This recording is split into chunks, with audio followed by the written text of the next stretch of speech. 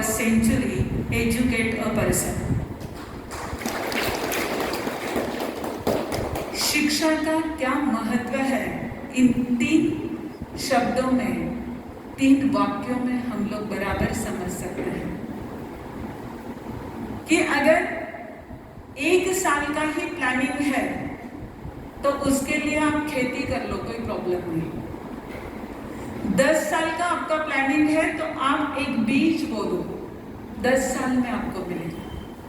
लेकिन एक व्यक्ति को यदि आप शिक्षित करते हैं तो अगले 100 साल जो है उसको आप सुरक्षित कर रहे हैं। आज हमारे इन जिन अध्यापकों का सत्कार हुआ है, इन्होंने 1 दिन नहीं, 1 साल नहीं, 10 साल नहीं, कितने साल,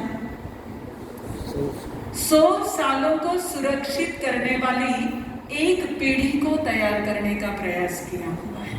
इसलिए सर्वप्रथम उनका बहुत बहुत अभिनंदन करते हैं।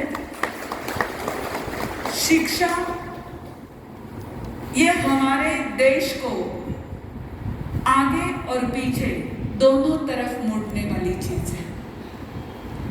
यदि शिक्षक अच्छा रहे तो वह छात्र को इतना ऊंचा उठा देता है कि छात्र ही सम्माननीय बन जाता है, क्योंकि जितने भी अध्यापक हैं ये सारे शिक्षा ग्रहण कर ही तैयार हुए हैं, इसलिए वे ही सम्माननीय बने हैं।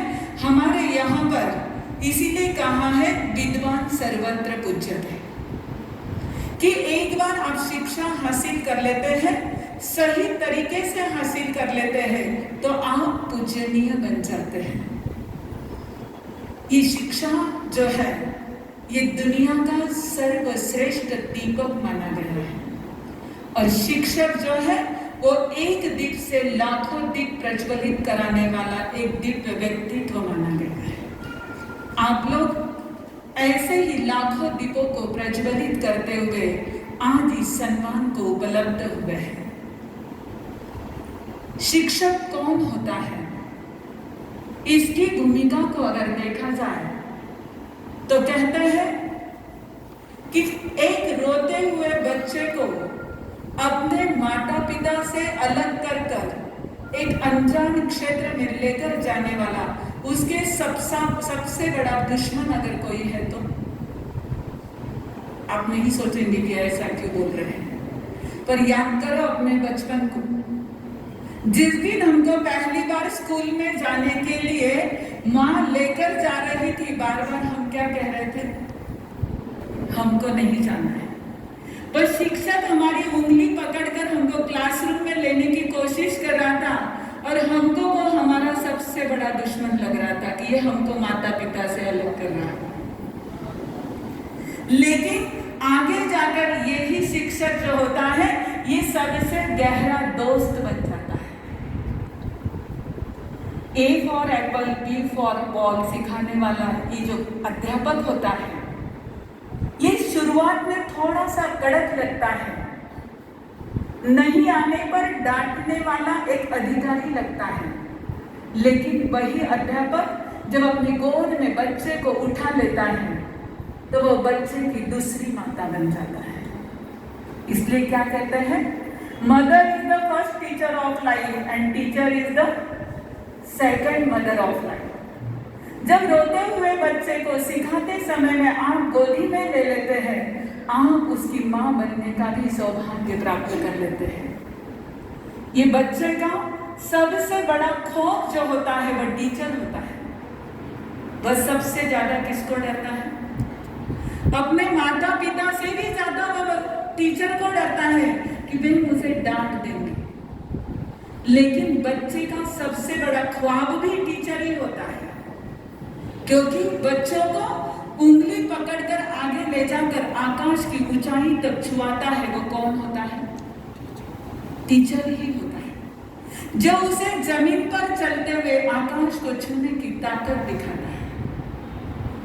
ये अध्यापक ही एक ऐसा व्यक्ति होता है जो छात्र की गलती पर घर पर आकर शिकायत करता है, पर वही शिक्षक छात्र की सफलता पर सारी दुनिया को बताने वाला कौन होता है, शिक्षक ही होता है।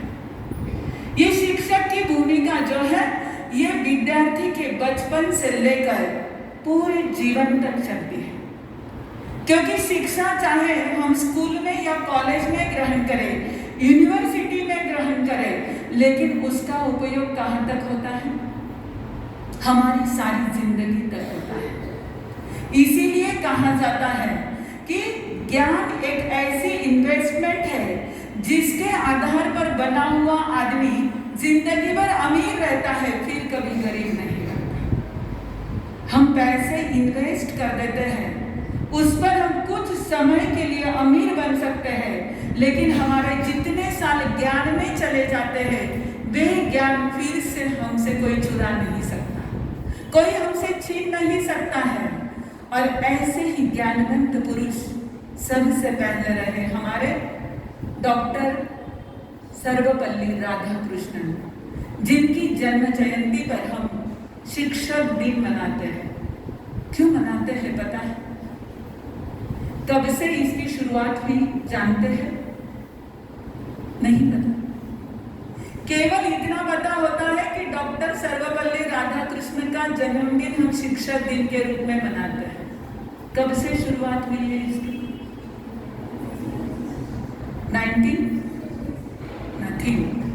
1921 वहां इसका बीज पड़ा हुआ है।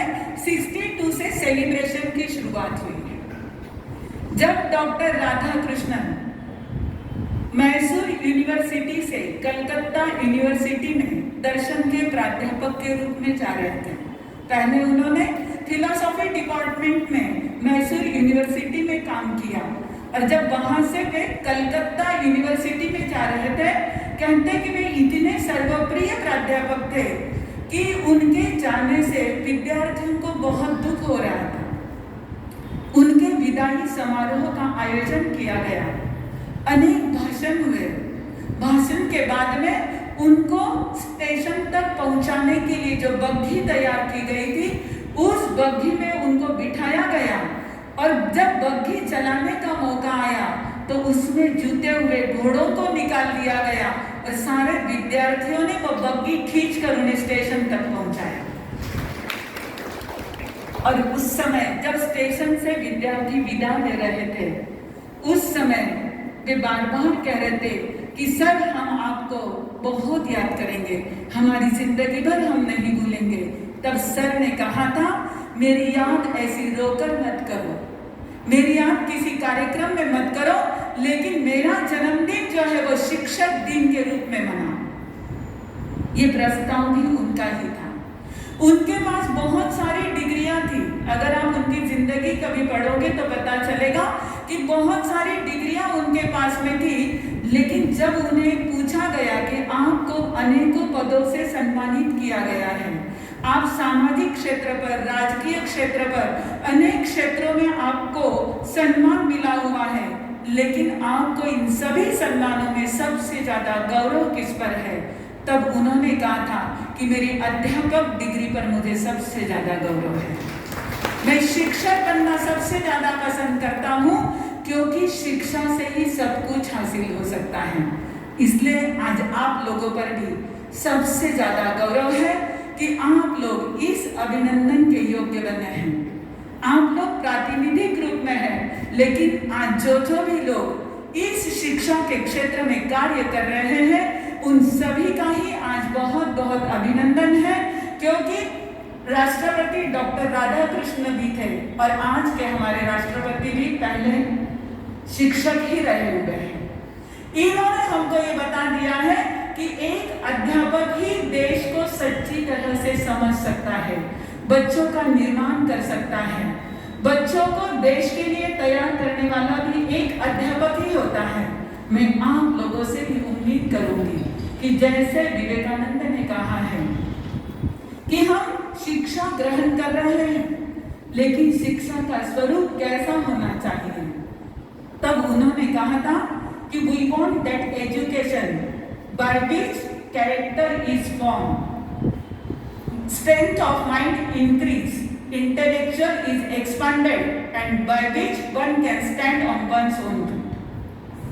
शिक्षा जो है इन माध्यमों से अगर दी जाती है तो व्यक्ति सर्वप्रिय ही नहीं, सर्व आयामी बन सकता है। शिक्षा का सबसे पहला उद्देश्य होता है चरित्र निर्माण करना, क्योंकि शिक्षा ये संस्कार को साथ में लेकर चलती है। जैसे हम नहाकर शरीर का संस्कार करते हैं, कंघी कर बालों का संस्कार करते हैं, जैसे पकाकर हम भोजन का संस्कार करते हैं, वैसे ही सिखाकर हम बच्चों का संस्कार करते हैं। और ये संस्कार करने का दायित्व माता पिता बड़े विश्वास के साथ आपके हाथों में सौंपते हैं कि हमारे बच्चे स्कूल में जाकर, कॉलेज में जाकर, यूनिवर्सिटी में अध्ययन कर बहुत बड़ा बनेंगे।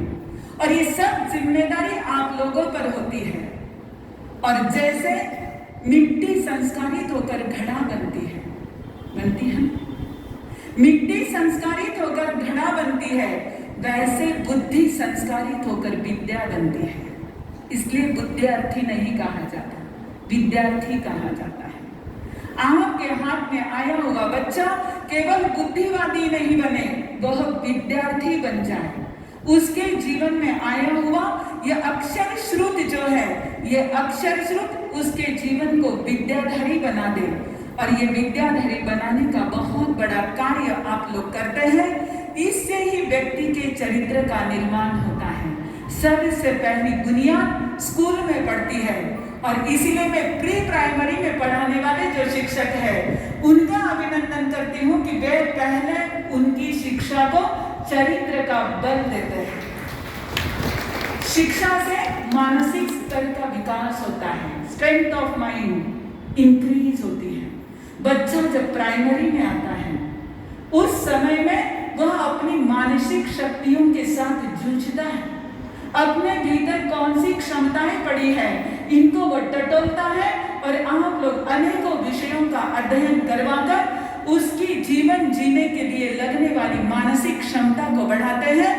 प्राइमरी और हायर सेकेंडरी वाले जो लोग हैं वे इन चीजों का बहुत अच्छी तरह से वहन करते हुए बच्चों को मजबूत बनाते हैं।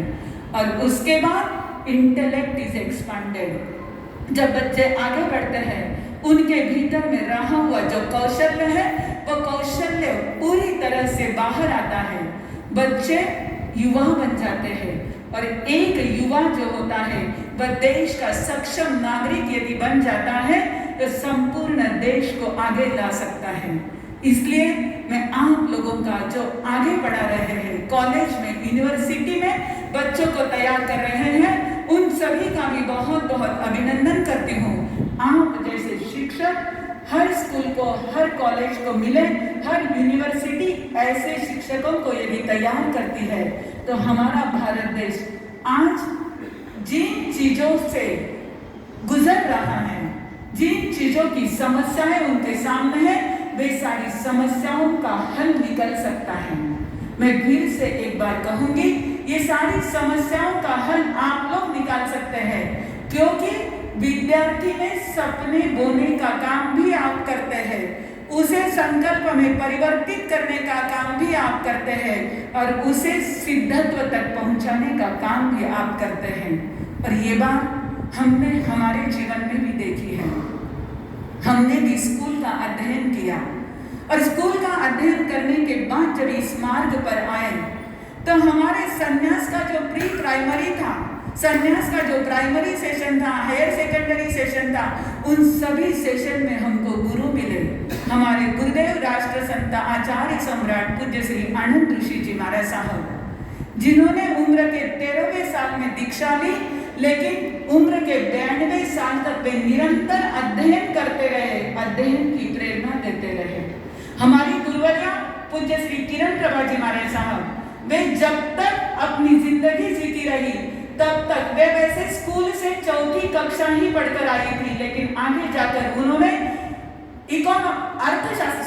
उन्होंने अर्धमागधी में एमए की डिग्री हासिल की, सारी व्यवस्थाओं को समझा और जैन दर्शन के साथ जोड़कर दुनिया को इस शिक्षा का महत्व उन्होंने समझाया।